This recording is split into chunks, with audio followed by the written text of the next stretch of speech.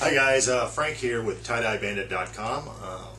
Excuse the amateurish video, I don't have anybody here with me today, so basically I'm going to kind of have to wing it on my own. So there's going to be constantly me moving the camera around just so you can get better views of the way I'm doing these things. So please forgive me for that.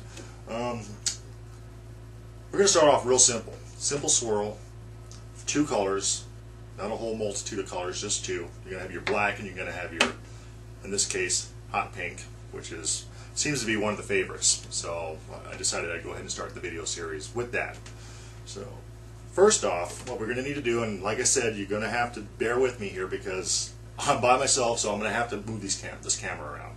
So it's going to look kind of funky. But first we need to get, in this case, a small bag that I've done, out of the soda ash. See if I can zoom in on that. Okay, right there. Alright. Now this has been soaking in this solution for about 15 minutes. Actually a little longer, 20 minutes. Took me that long just to get the camera going. So about 20-25 minutes. That's good. What you want to do is once it's been soaking, and all the soda ash does is just basically just loosens up the fibers of the material so that the dye will actually set a lot better. But you want to make sure you wring it out pretty good. You don't want it really wet. Damp's okay, but wet's not good. Like that. So you got something. Put this back up there. You got something that looks like this.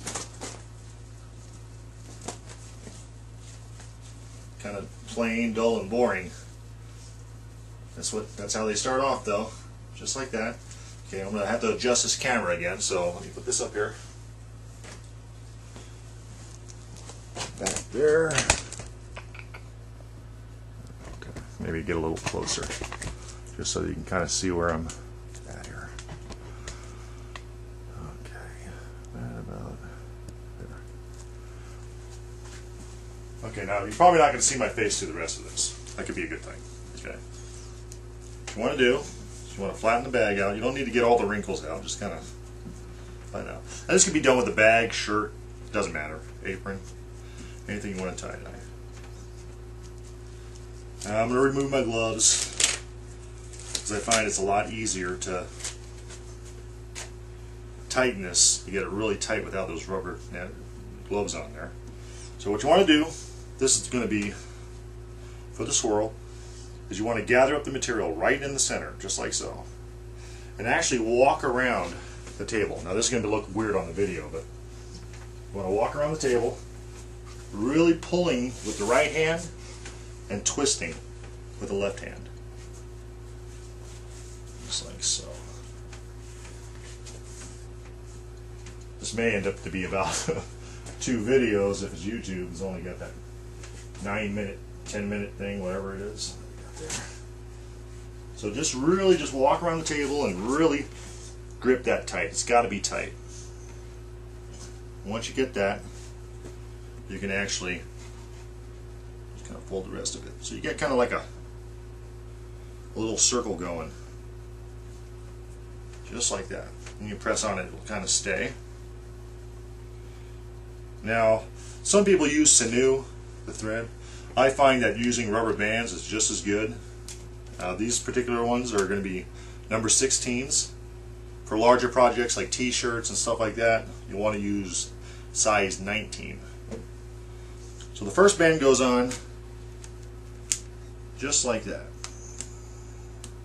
And try to get it centered just right. Right down the middle. And do the same thing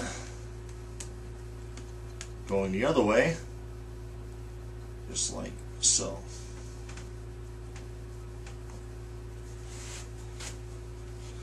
Then I always take just one last band and kind of gather up the material on the sides a little bit. Just makes it look more uniform. Kind of looks like a hockey puck. It's kind of what you're going after. Just kind of fiddle around with it, you'll get it. And when you turn it over, you'll get something like this. Now see, I'm kind of, there we go. Just need to adjust it. You just give it a little adjustments with the rubber band, so you're kind of centered. Like that. Okay. So basically, you end up with something that looks like this. That's what you're gonna have right there. Okay. Once that's done, you're going to want to come over to your dyeing station. Again, I'm going to have to move, so just bear with me. And we'll do something like really sorry about this camera stuff, but you know, it's kind of, I have no choice. Okay. Now I'm not going to get into really how I go about mixing the dyes. I kind of have a little trade secret that's what makes these dyes real bright versus a lot of other tie dyes that you might see out there. But so here we got it. Hopefully you can see that. I'm going to try to move this over a little bit. Now I'm going to have to put on my big gloves to do this. All right.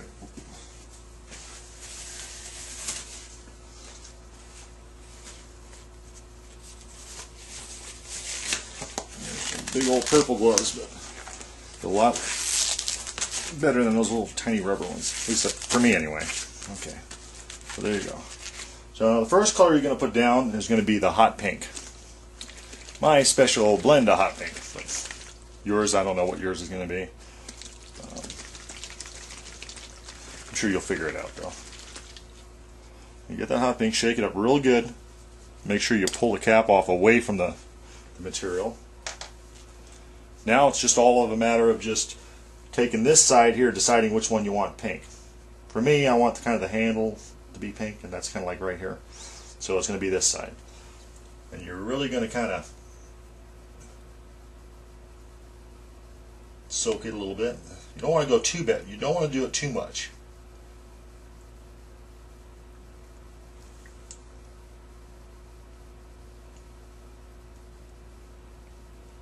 It's kind of like a happy medium there.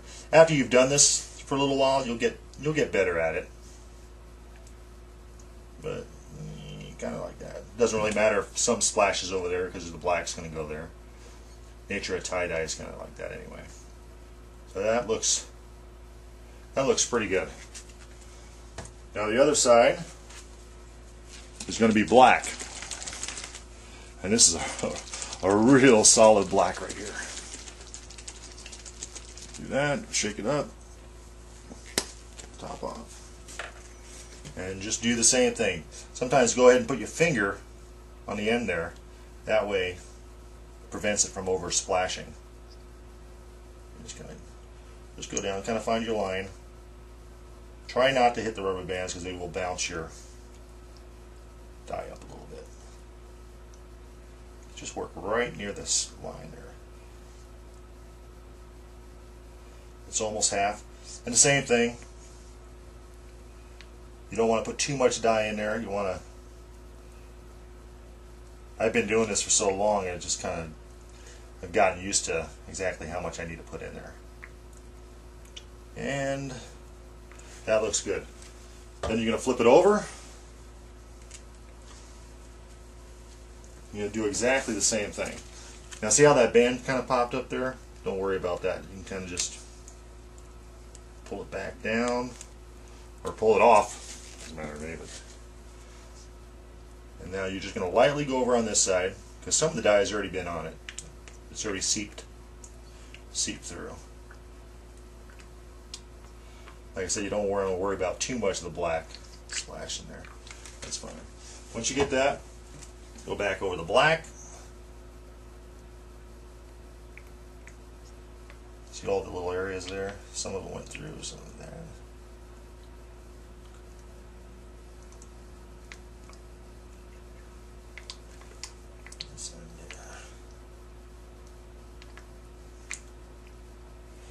Okay. Well, that's about it. Now all you gotta do is just put your top on, just like so. Let it sit. Now it's best to let this sit for, overnight. You want a good 14 or so hours on it. and then you can actually get to rinsing it out in cold water. Always use cold water, and if you can, try to hang dry, but you could throw it in the dryer. Just don't put it on high heat, really high heat. Well, that sucker was hard to get off. Alright, well anyway, that's how you tie-dye a swirl. Sorry for the close-up, but that's how you tie-dye a swirl. If you have any questions, you can email me. Visit my facebook.com, the Tie-Dye Bandit. Like the page. I'm going to have videos. I'm going to have actual, on the sidebar, I'm going to have an actual place where I'm going to have tutorials. All my tutorials are going to be on there. And hopefully by next week, we'll run into doing some of the peace signs and some of the pot leaves. A lot of people are looking for pot leaves. So anyway, I'm out. Hope you enjoyed it.